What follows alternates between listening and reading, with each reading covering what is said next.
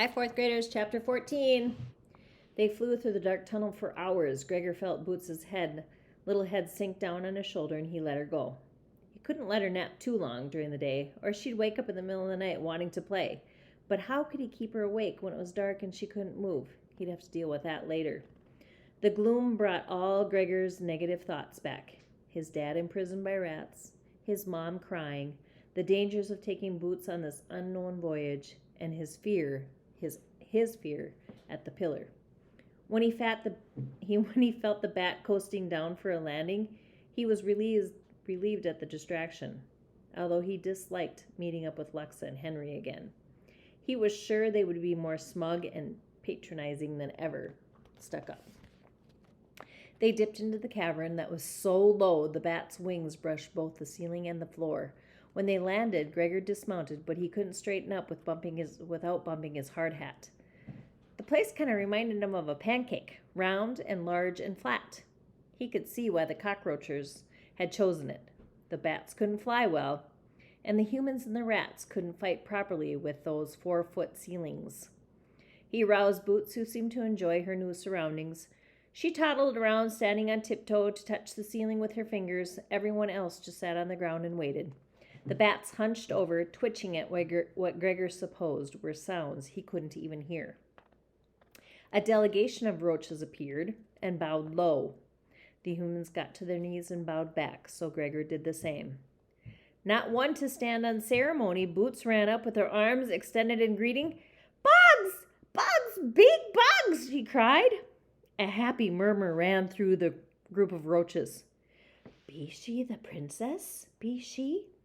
Be she the one? Temp? Be she?" Boots had singled out one roach in particular and patted it between its antennas. "Hi, you! Go ride? We go ride?"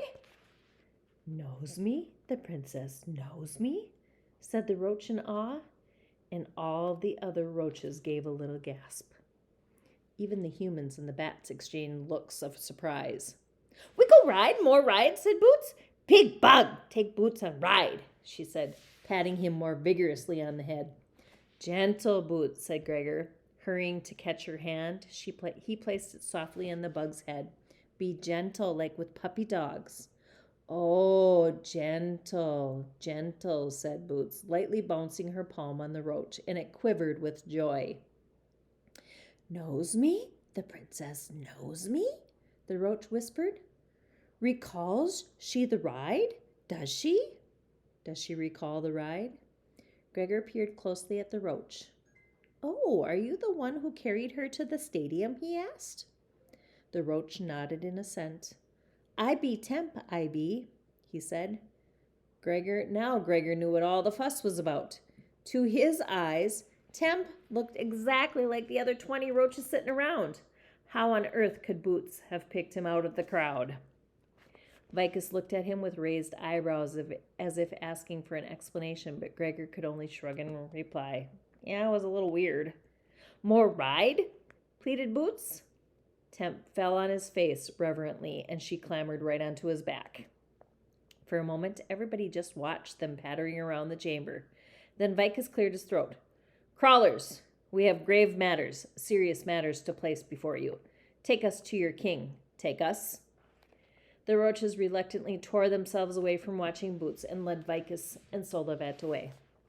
"Oh, great," thought Gregor. "Here we go again." He even felt less comfortable than when Vicus had left the first time.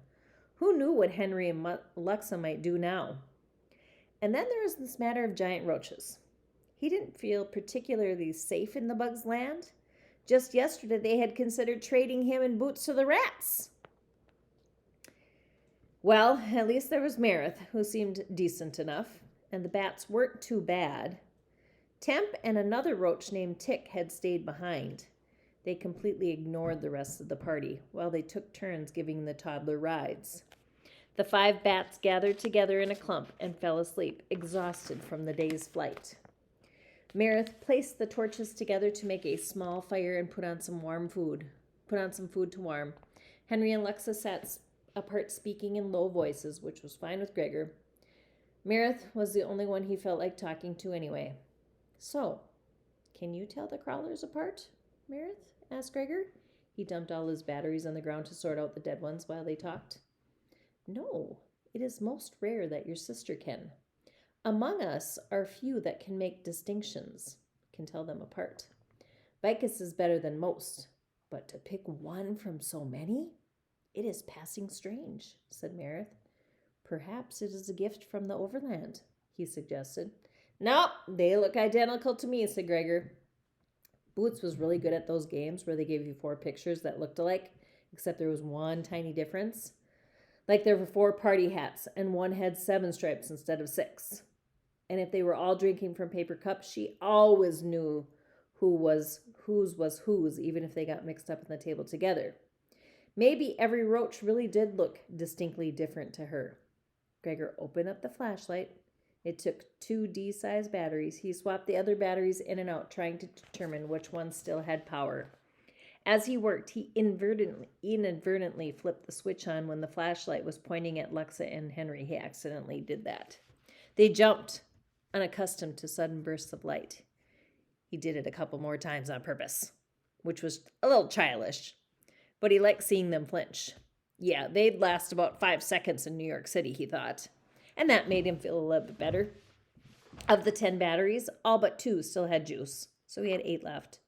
Gregor opened up the compartment on his hat and found it ran on some special rectangular battery. Not having any replacements, he would have to use it sparingly. Maybe I should save this for last. If I lose the others or they go dead, I'll still have this one on my head, he thought. He clicked off the light on the hat. Gregor put the good batteries back into his pocket and set the other 2 aside. These 2 are duds, he said to Meredith. They don't work. Shall I burn them? Asked Meredith, reaching for the batteries. Gregor caught his wrist. No, they might explode. He didn't really know what would happen if you put a battery in a fire, but he had this vague memory of his dad saying it was a dangerous thing to do. Out of the corner of his eye, he caught Luxa and Henry exchanging uneasy glances. You could blind yourself, he added just for effect, because he knew that they were watching him. Well, that might happen if they exploded. Meredith nodded and gingerly set the dead batteries back by Gregor. He rolled them around with his sandal, making Luxa and Henry nervous.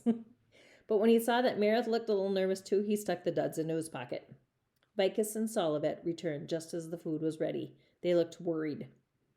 Everyone gathered around as Meredith passed out fish, bread, and something that reminded Gregor of a sweet potato, but it wasn't. Boots, dinner time, said Gregor, and she ran over. When she realized they weren't following, she turned her head and waved impatiently to the roaches. Temp! Ticka! Dinner! An awkward social moment. No one else had thought to invite the roaches. Meredith had not prepared enough food. Clearly, it wasn't standard to dine with roaches. They didn't do it ever. Fortunately, they shook their heads. No, Princess, we eat not now. They started to scurry away.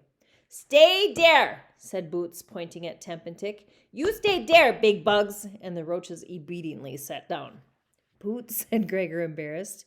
You don't have to stay. She kind of orders everybody around, he told the roaches. It's just that she wants to keep playing with you, but she has to eat first. We will sit, said one stiffly, and Gregor had the feeling the bug wanted him to mind his own business. Everyone ate hungrily except for Vicus, who seemed distracted. So, when we leave? Asked Henry, through a mouthful of fish. We do not, said Solivet. The crawlers have refused to come. Luxa's head snapped up indignantly. Refused? On what grounds? I don't think she ever gets told no. They do not wish to invite the anger of King Gorger by joining our quest. King Gorger is the king of the rats, said Vicus.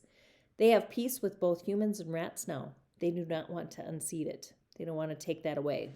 Now what, thought Gregor. They needed 2 roaches. It said so in the prophecy of Gray. If the roaches didn't come, they could still rescue his father? We have asked them to rethink this proposition, said Solivet. They know the rats are on the march. This may sway them in our direction. I will stop right there. I'm on page 156.